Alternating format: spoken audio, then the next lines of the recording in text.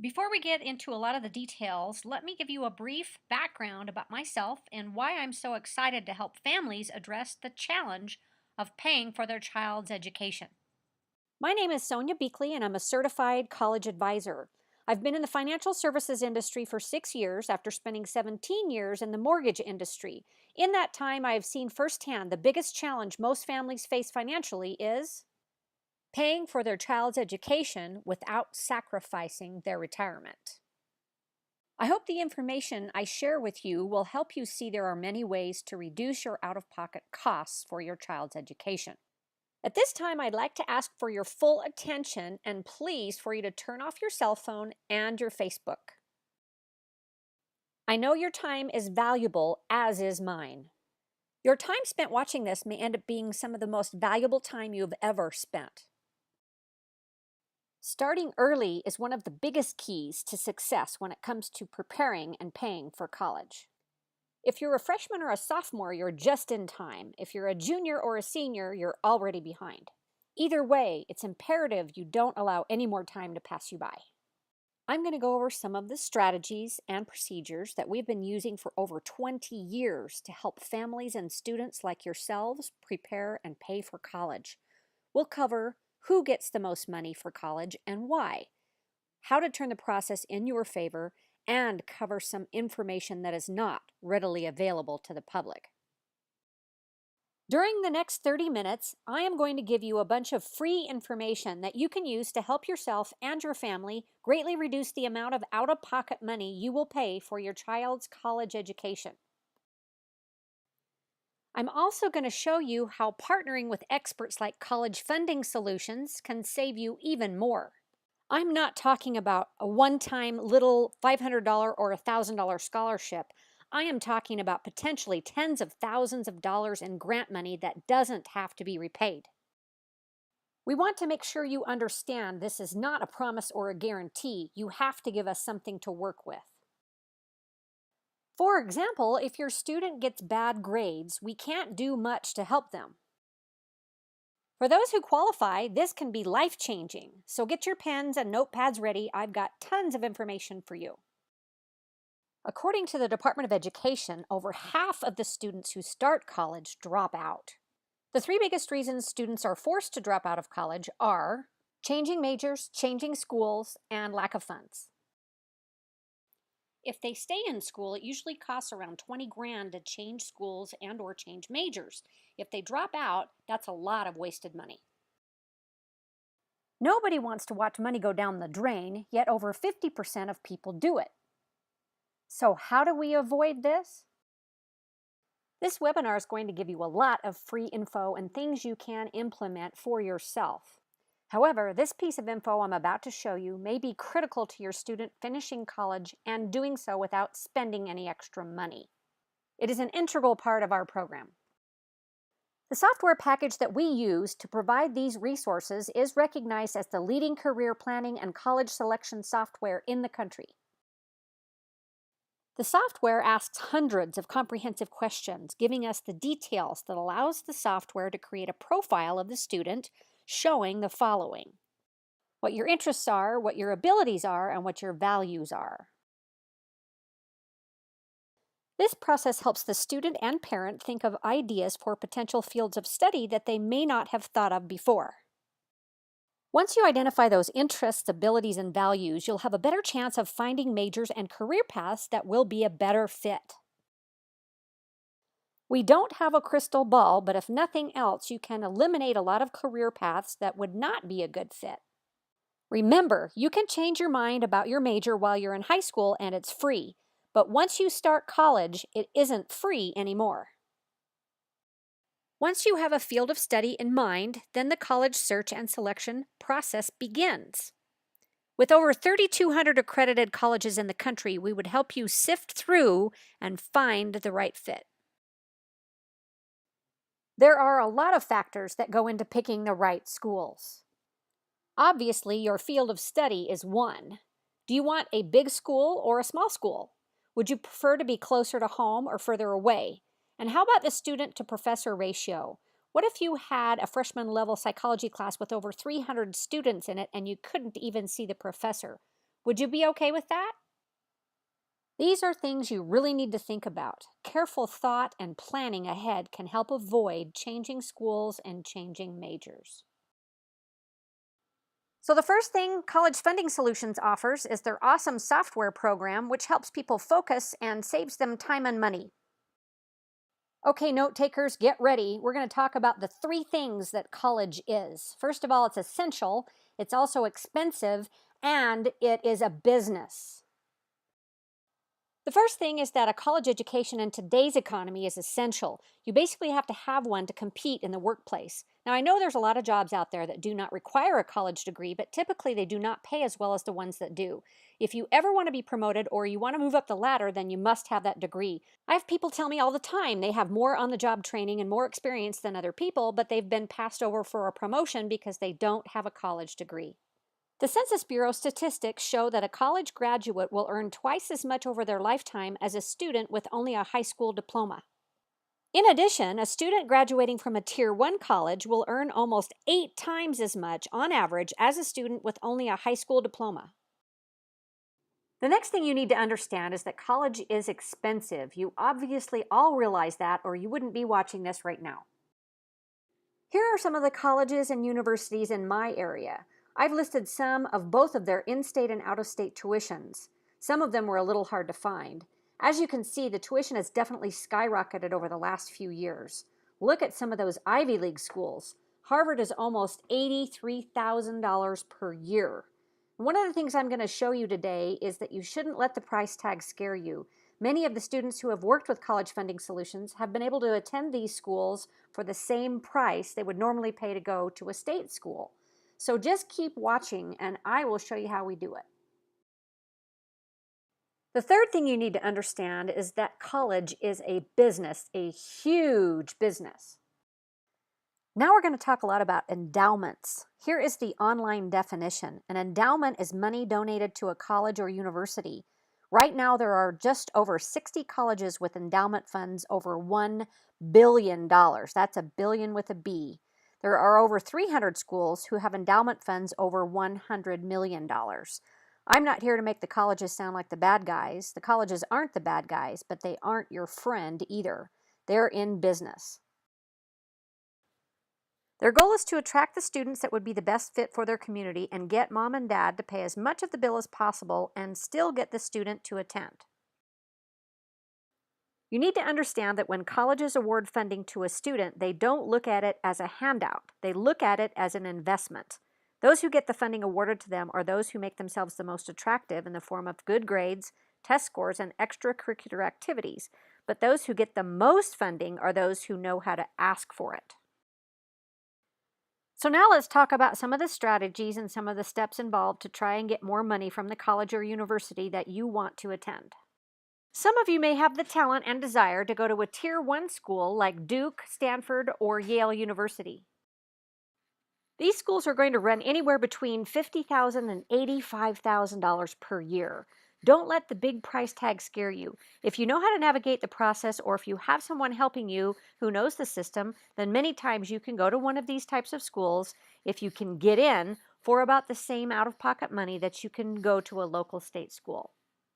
Now, I know that may not make a lot of sense to you because one costs around $20,000 to $30,000 a year and the other costs between $60,000 and $85,000 per year, but those are just the sticker prices, and the sticker price often has very little to do with what you actually spend out of pocket. You want to compare apples to apples. We kind of compare it to buying a new car. How many of you pay sticker price for a new car? It's the same thing with a college education. You don't have to pay sticker price. Not everyone should go to an Ivy League school. Just don't let the price tag scare you away. So now you're probably wondering, where is all this free stuff I promised, right? Now that I have laid the groundwork and shown you that college tuition is totally negotiable, I'm now going to show you some things you can do to take advantage of that. Okay, here's golden nugget number 1. When applying to schools, never ever let your top picks know they are your top picks. How? Apply to more than 6 schools even though you don't want to go to those 6 schools. Why? Every school knows about every other school you have applied to. It's all about competition. If you only apply to one or two schools, they will know you really want to go to their school and won't give you much in the way of grant money.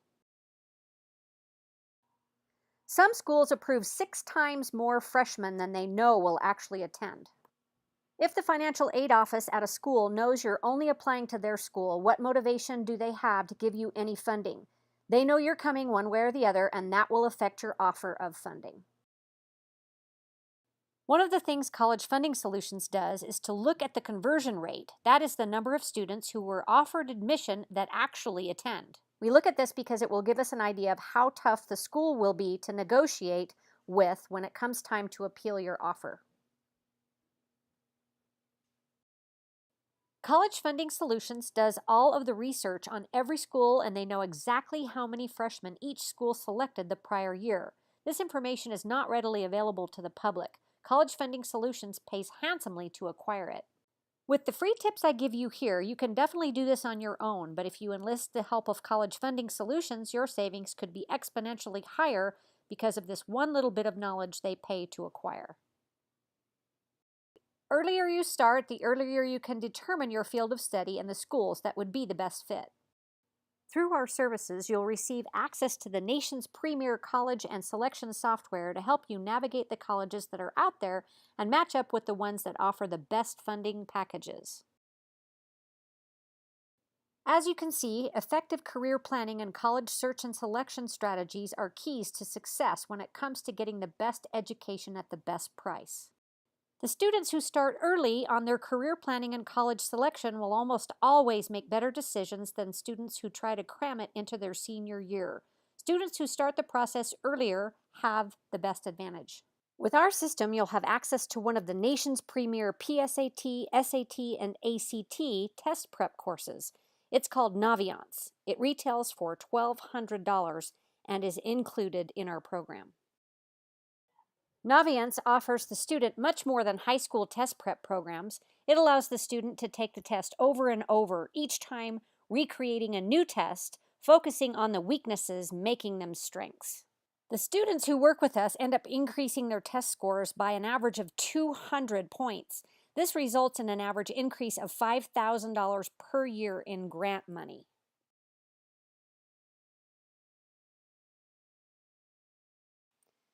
Okay, we've talked about some steps to help avoid changing majors and changing schools. Now let's talk about the funding.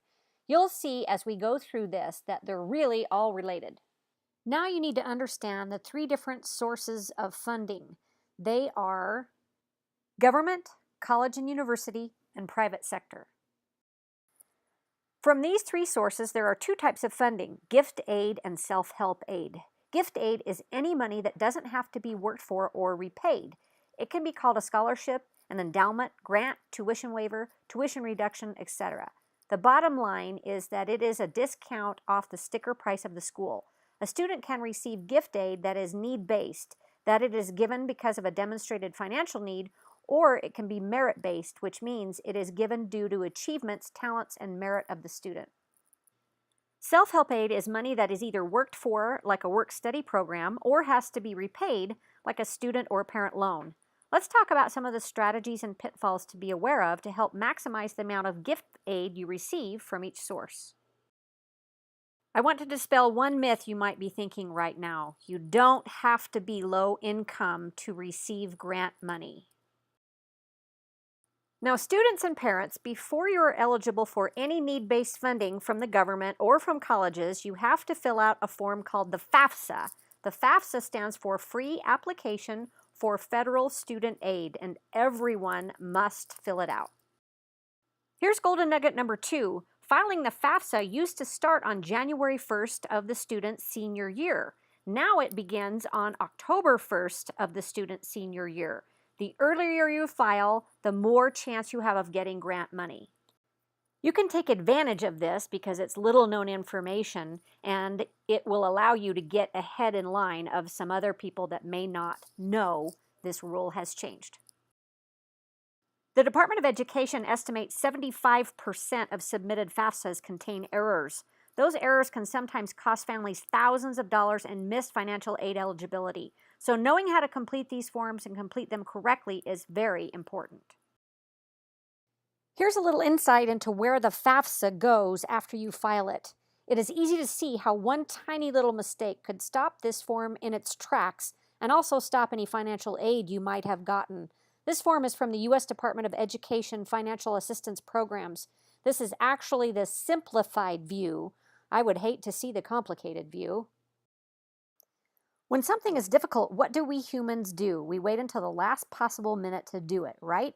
Why else would the post office be open until midnight on April 15th? If you want to get your hands on some of that grant money, you've got to file your FAFSA on time and correctly. For the families we assist, we give them a line-by-line answer sheet for their FAFSA. There are 3 chief reasons we do this. The first is accuracy. With our line-by-line answer sheet, you know it will be done correctly the first time. This eliminates a lot of stress from the family. Number 2 is deadlines. The earliest time you can file the FAFSA is the first business day in October of the senior year. Oftentimes the deadlines are as late as March, April, or May, depending on the state you live in. So if you're like most families, when do you think they file their FAFSA? Typically 2 to 3 days before the deadline, just like the tax return. If you're working with us and we have all the needed information from you, we will make sure to get your answer sheet to you in early October so that you can file and be at the front of the line. That is definitely going to give you an advantage because financial aid is first come, first served. So the sooner you get that in and the earlier you get in line, the more money you get, all things being equal. That is very important. The third reason we assist families with the FAFSA and any other institutional financial aid forms that may be required is because there are some techniques and strategies behind those forms that can really impact your financial aid eligibility. Knowing how the formulas work and knowing the importance of things like your asset protection allowance, the importance of the base year, and the differences between the federal and institutional formulas can have a huge impact on your financial aid eligibility. I don't know about you, but my brain is exploding. I am so glad we have college funding solutions to help our family. Once your FAFSA has been filed, the family is sent a student aid report. There are a couple of key parts of information on this, and one of them is the EFC. EFC stands for Expected Family Contribution, and since it's called Expected Family Contribution, you would think that is the amount of money you're expected to contribute, but it's not. It's part of a bigger formula. Right on the government's website where you file the FAFSA, it tells you that the EFC is an index that colleges use to determine eligibility for funding. The colleges take their cost of attendance and subtract your EFC to determine the student's financial need.